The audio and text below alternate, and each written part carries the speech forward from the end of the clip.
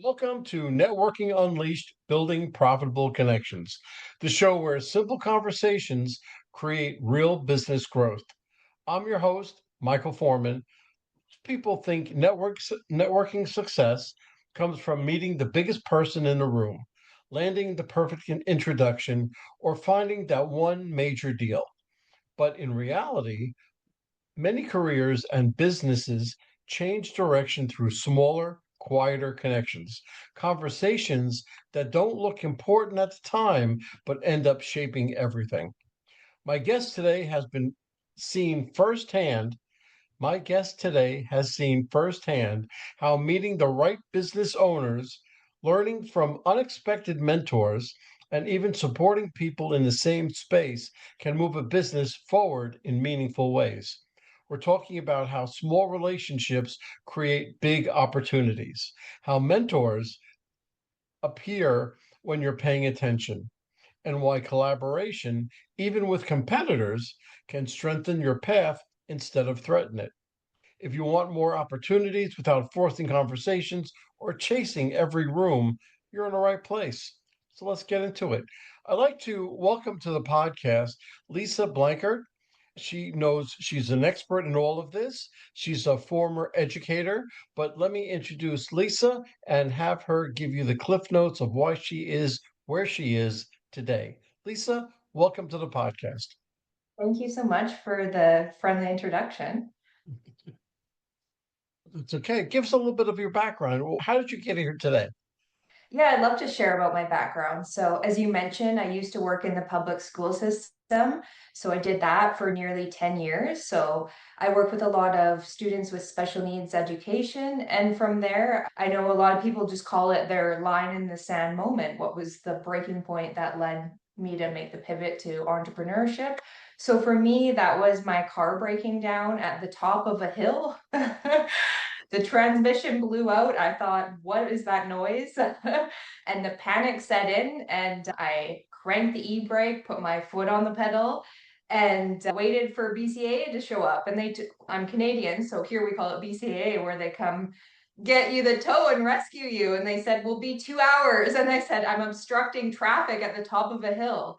And for me, that was a huge moment and pivoting time, as I like to call it, line in the sand moment, where I was just like, this isn't working for me anymore. So I finished off the school year with some rental cars. And when September came around, I called HR and I asked for other opportunities that might be online. And they didn't at that time have opportunities for me online. They said, you can go back on call. And I worked many years to get a permanent placement. So that felt like going backwards to me. So I didn't necessarily want to do that. And I didn't want to buy a vehicle just to go back to my job. So I thought, I have a perfectly fine computer. So I started doing contract work. That's how I got started online. And I worked for a few startups that were rough in the beginning, to be very blunt and honest. A lot of them had reductions in force where I would be hired, and then they said, this is nothing to do with your performance, but we need to do some layoffs. So it was a rough go in the beginning. I'm going to be very transparent about that. But over time, I love that your show is about networking. Over time, I started to do more networking, and I'm grateful that in my community and where I live, there's some amazing mentors that run great networking communities. So you're absolutely right that you can meet people that can change the trajectory of your career and your journey in entrepreneurship at any time. And it's really exciting that sometimes you're just one opportunity away from changing that trajectory for yourself. Wonderful. I can't wait to hear your answers for some of these questions because I'm very intrigued. You talk about meeting business owners who change their trajectory in small ways. The small connections often more, why are the small connections often more valuable than the big obvious ones? I think the small ones are really important because sometimes you have to think outside the box too. Like you said, sometimes your competition, if you think, how can I collaborate with this person? Even for me, being in the marketing agency space, I collaborated with another person that has a very similar company to me, but they also do photography and videography, for example. I collaborate with them, and that way I can serve my clients better too. If I have a client that comes to me and is, I want to do a marketing campaign and they need the content to serve some of that, then I can be like, great, I trust this photographer to show up and I have that partnership connection with him so he can show up and do the content and then I can do the marketing side. So it's about being resourceful and creative. I'm a huge fan of Marie Forleo, if you know her. No, I'm sorry, I don't. Were you ever afraid that they may steal your clients? No, I was never afraid of that. I've even had competitors that have brought me clients, and it took a long time to get there, but some people were growing quicker than I was, and they had the decency to make a referral to me. And I was grateful to that person for that because at that time I was slowly growing. And I said to the girls, like, I needed this more than ever right now. Thank you so much. And so it's about being open, I think. And you don't necessarily have to show up to some of these networking events with a strict agenda. I think it's about the little things that build over time and meeting people. And like I viewed some of your content, you talked about talking to people with unrelated topics, connecting on other things. And that way, when something comes up and they have something that overlaps and that could be beneficial to you, then you can go, oh, wait, yeah, I'd love to do that.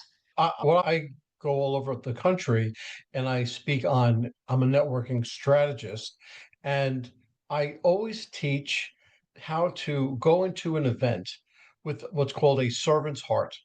You go in looking to give and not receive. And if you look to give, that takes all the pressure off your shoulders. You don't have to sell anything. All you're looking to do is to help somebody else. And obviously, what goes around comes around. So you should be getting business like that anyway. But if you go in with a servant's heart, then that just starts you on a wonderful journey. Yeah, that's so true. I have a mentor that says that just go out and serve people. And if you have that mentality, you'll get further along than, oh, what's the transaction here? How am I going to increase my level of transactions? Because a lot of people that are famous in the marketing space, they always say people buy from people. It's not necessarily the company, it's the person from the company. So if they liked you or your company, it's more about you than it is about the company. Yeah, I have a saying that I do in all my classes and all my presentations. People love to buy, but they hate to be sold to.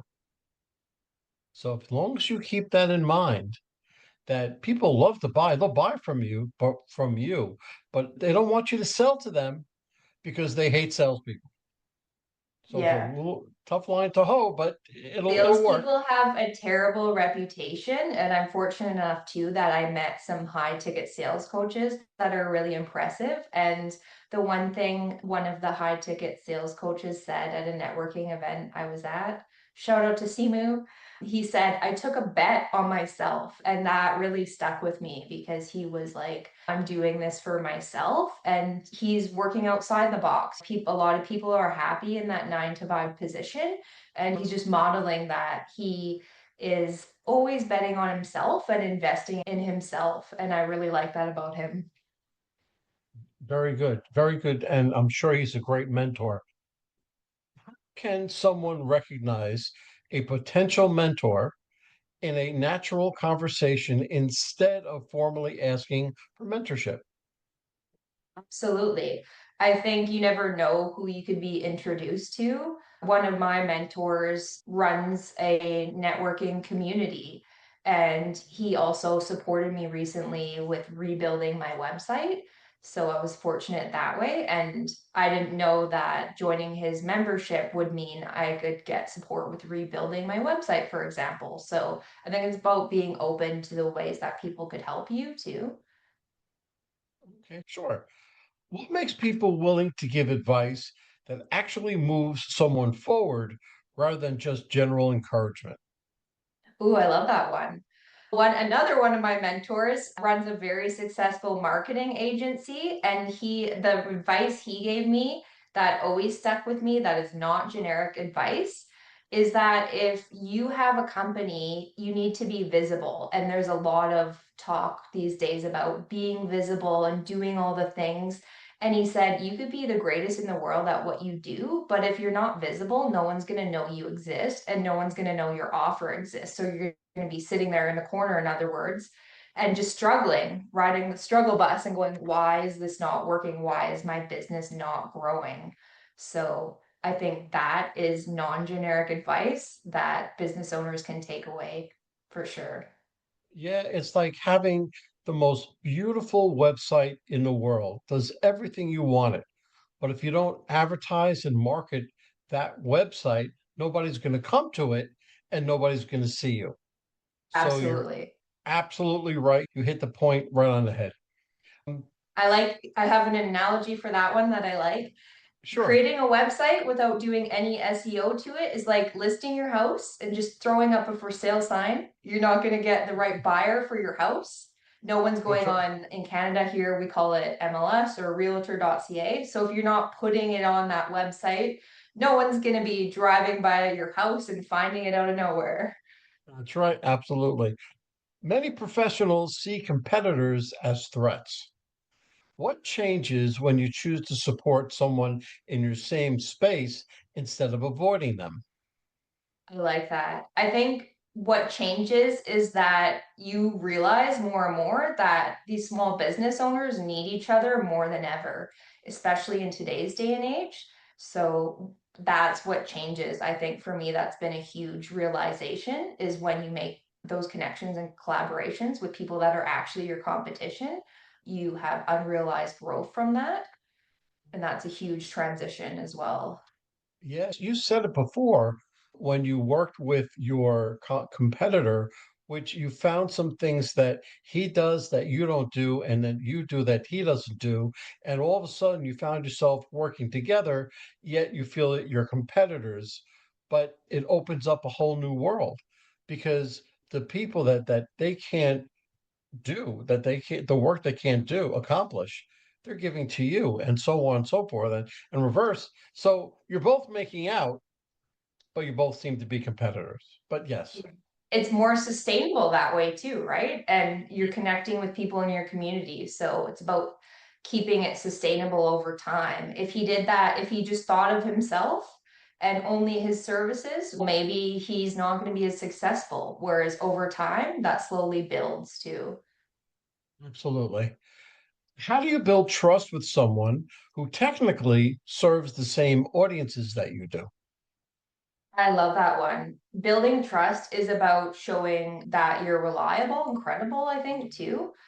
So that was another huge reason why I also made the transition to redo my website. So it's about showing that you're reliable, showing that you're credible, showing up.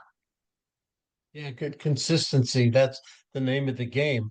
In networking, in the networking world, there's a mantra: know you, like you, trust you, they'll do business with you. And know you, well, everybody knows you because you're out and about. Likes you narrows the field down just a little bit because everybody's not going to like you. But trust, that's a major factor because nobody's going to do business with you unless they trust you.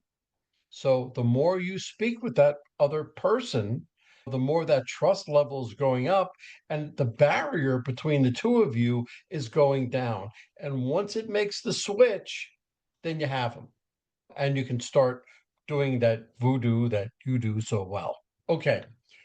Where is the line between healthy collaboration and protecting your own business interests? Ooh, I like that one. I think healthy collaboration involves seeing where you can benefit each other, but still staying in your own lane. So, how do you stay in your own lane? You show up, you do your own work, but yet you still have these relationships going on the back burner, for example. So, another person that runs a similar company to mine is even better at that, admittedly, than me. It's very good at just having this balance and having those things running in the background while still prioritizing their business. You pick up little tidbits from that person, little ideas that you haven't done, and you're incorporating them into your business. Yeah, absolutely. As soon as you said that, it made me think of one very difficult client that we both work with together. And he excelled at assisting this client that was very high need and holding up boundaries with the client. So I think it's about seeing how other people use their strengths too and realizing what are my strengths. So I think you can learn a lot from other people and how they work in business, especially when you do collaborations with them. Some people call them also joint ventures, but same thing, collaborations, joint ventures.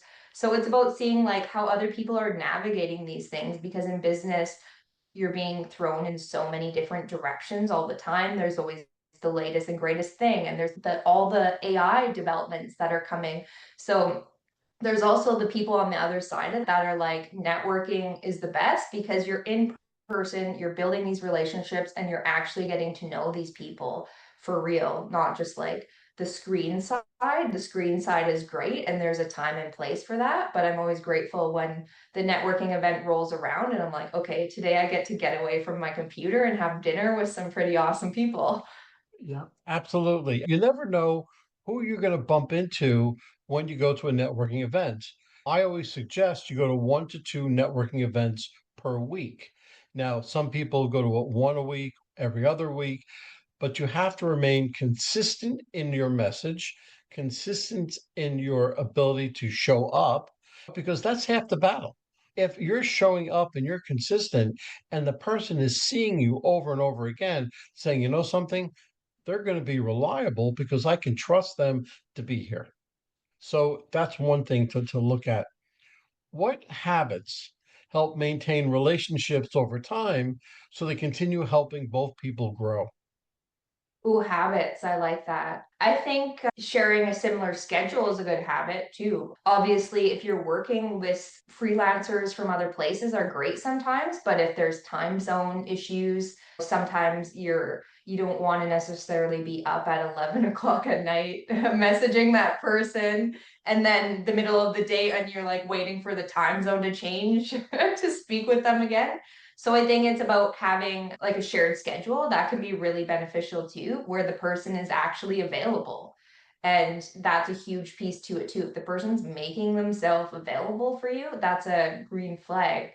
They're there, they can make the effort to assist you. And that's what I love about running a small but humble agency is we have this really cool advantage where we can drop everything and the web developer and I work alongside each other. And if there's an issue with someone's website, we can drop everything and correct it because those issues do happen. So that's another factor too. Yeah, to answer your question, I think it's really about having a similar schedule too. Okay, okay, very good. For someone who feels invisible at events, what's one simple way to start building meaningful connections without forcing conversation? Ooh, I like that too, because I am a little more on the introverted side. I think just finding people you feel comfortable around that are running the event itself, and then that translates into meeting new people at the actual event because it boosts your confidence and you feel more comfortable. Befriend the organizer. Say, oh, I'm excited to go to your event and anything I can do to help, whatever. And if you have a good relationship with the person that's organizing the events, I feel like it can have a trickle down effect. And then you're more open to the people that attend that are complete strangers. And they're sometimes nervous too. I was at an event for just female business owners a few months back.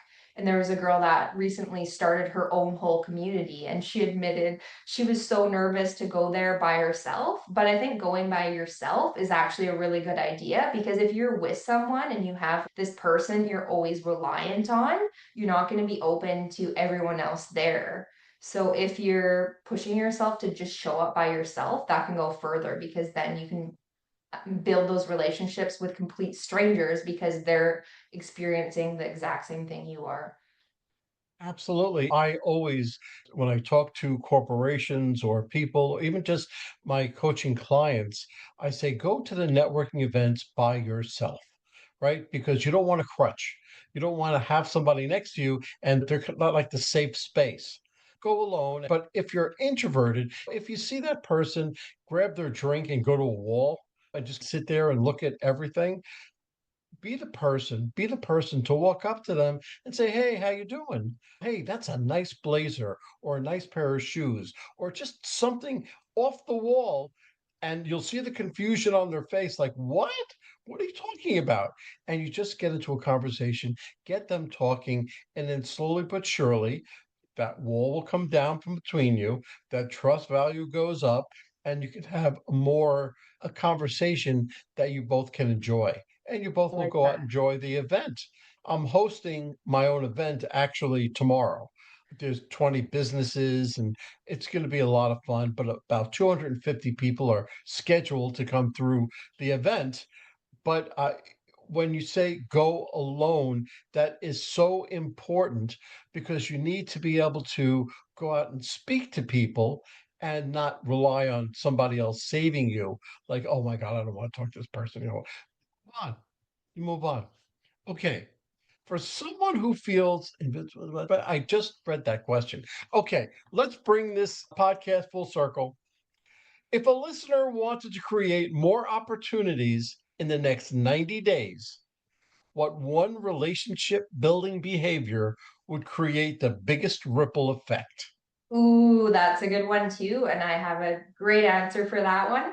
Find Good. someone, I love this term for it. Find someone that has a really great Rolodex. So someone that's, so say, for example, I shared that I was introverted. Share and connect with someone that is extroverted and has this Rolodex of people. That's like this connector of everyone. They can talk to anyone. So if you find a person like that, or even a few people like that, that could have a really good effect over the next 90 days. Absolutely. And the fact of the matter is, just go out and network. And if you're really afraid to go out and network, all the more reason, just go out. Listen, the first time you go out and network, you're going to suck. It's horrible. It's going to be so bad. But the next time, it'll be a little bit better. The next time, it'll be a little bit better. And by the fourth, maybe fifth networking event, you say, you know what? I don't know what was wrong with me. This is so much fun. This is so easy. I get out of the house and I talk to people. That's what the networking event is all about. And find something that you, I think it's really important too. Find something you like about the networking event. Like, I personally love eating.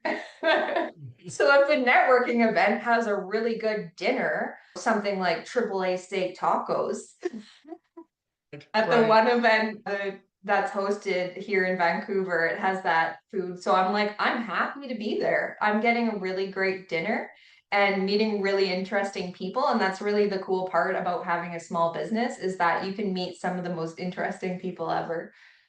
Yeah, and there's a lot of comedic roles and jokes that while people are eating, while you're doing that, it kind of lightens the mood a little bit, and you can be more yourself.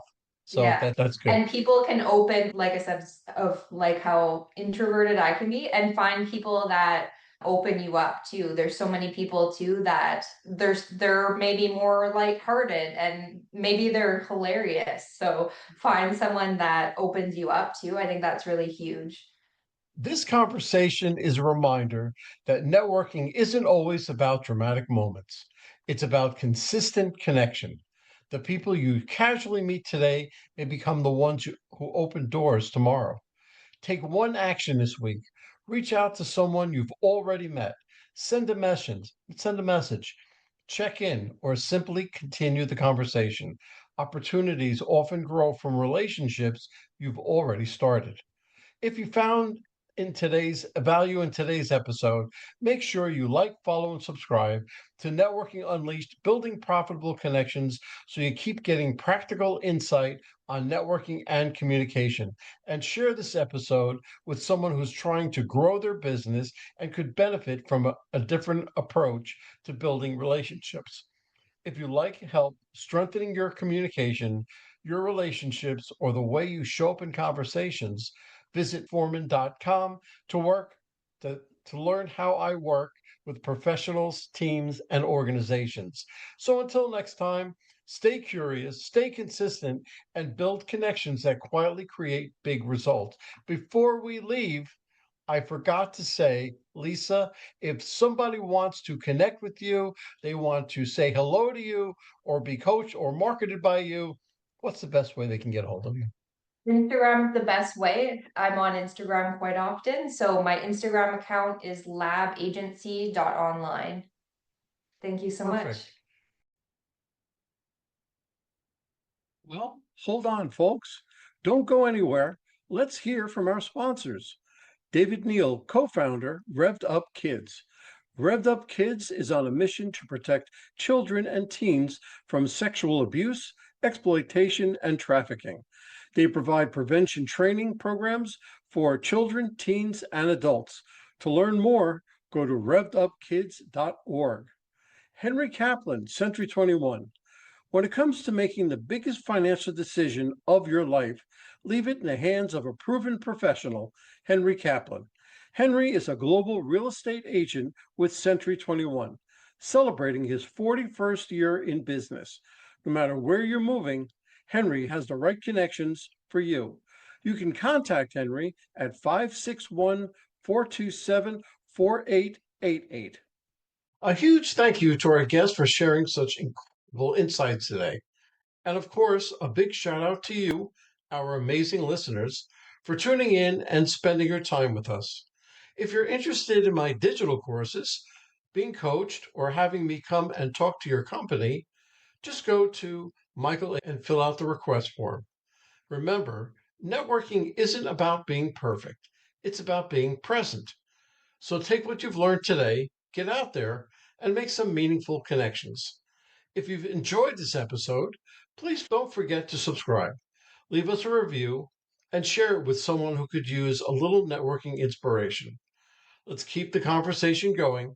You can find me on Apple, Spotify, Pandora, YouTube, or my website, forman.com/podcasts.